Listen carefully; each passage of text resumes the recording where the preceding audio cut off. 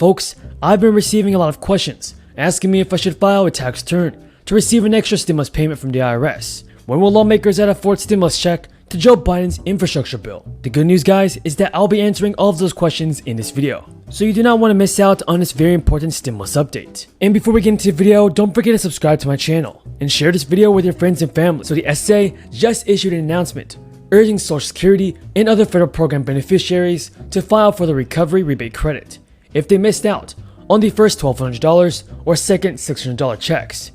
If you haven't received your first or second stimulus payment yet, don't forget to file a tax return, everybody. It's going to make it a whole lot easier for you to receive stimulus money.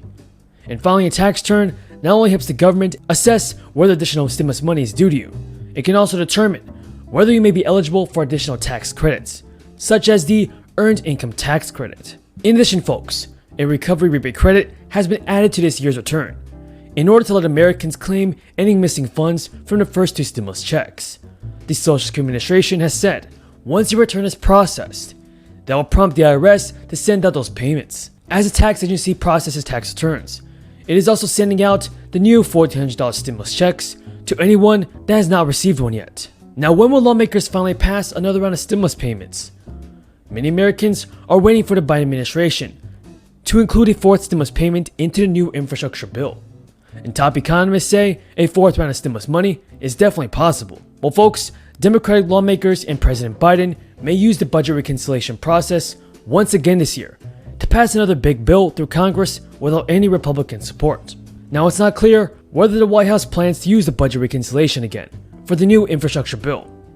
Recently, the Senate parliamentarian determined that Democrats will be able to do a third budget reconciliation this year. And it's a massive development and gives Democrats more room to pass legislation without the help from Republicans.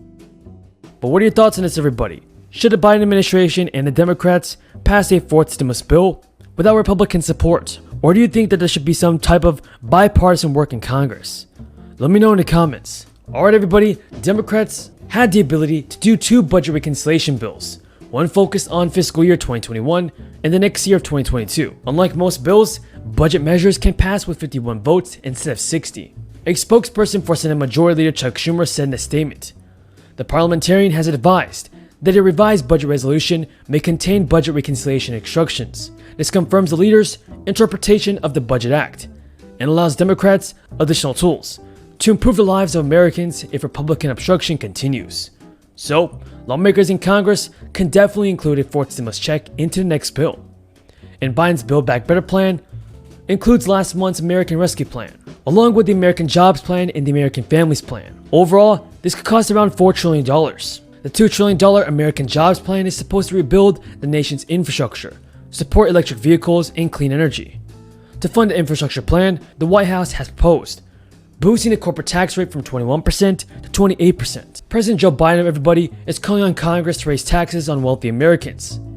And this will double the capital gains tax to 39.6% for people earning more than $1 million a year. What do you think about President Biden, everybody, and his work on the fourth round of stimulus? Roughly 2/3 of Americans, everybody, said the latest round of stimulus money is not going to last them 3 months. And that is why Democratic lawmakers are also pushing President Biden to extend other stimulus measures, including the duration of unemployment benefits. Job growth has been growing, but slowly. Top economists say that it may take several years for the labor market to heal. So far, the economy has recouped 13.9 million, or 62% of the jobs lost in the crisis. Economists say the housing instability and food insecurity remain financial issues for many Americans. Another round of stimulus payments could lift an additional 6.6 to 7.3 million people out of poverty, depending on whether the payment is restricted to citizens or made available to everybody. Folks, I just hope our president sends out another round of stimulus checks. He must also increase the Social Security benefits by $200 a month. And if folks agree with me, then let's get this video to 1,000 likes. Yes, you and I look at the world differently. You look at it inside the Beltway. I'm not an inside the Beltway guy. I am an outside the Beltway guy. But the people that vote on taxes are inside the Beltway. And those people are going to vote the right way when millions of people demand that they vote the right way. On this issue, I have no doubt that as President of the United States, I can rally young people and their parents to say that if Germany does it, Scandinavia does it, countries around the world do it, we can do it. And yes, we bailed out Wall Street. It is Wall Street's time to help the middle class. The next Senate leader, Democratic leader, is probably Chuck Schumer of New York. Can you deliver his vote tonight? Can you tell me one senator is going to follow you for these proposals? They're all good, decent proposals. In fact, they're moral proposals. Chuck, tell me the votes. Yeah, Who's going to vote Chuck with very, you? very well. Is he going to vote with you? Well, call him up. I don't know. Well, you give us one vote. You say I will give you 60 votes and pass it, and you can't give me one vote. I didn't say your vote, but you won't be in the Senate anymore. Chris, I didn't say I couldn't give you one vote. Look, but you're not catching up. I have to say this respectfully. All right? You're a nice guy. You're missing the point. All right? You're missing the point. If you look at politics today as a zero-sum total, if you're looking at 63% of the American people not voting, 80% of young people not voting, billionaires buying elections, you're right. I'm not looking at that world. How's that going to change the day you're in office? You won't have a Supreme Court on your side. What I will have is millions of people demanding. You need 60 votes to get a Supreme Court nominee. Well, no, we're starting at the very point of can you do what you say you're going to do? Yes, damn right, I can do what I say. How are you going to do it? What have you done like this? Have you ever done anything like this?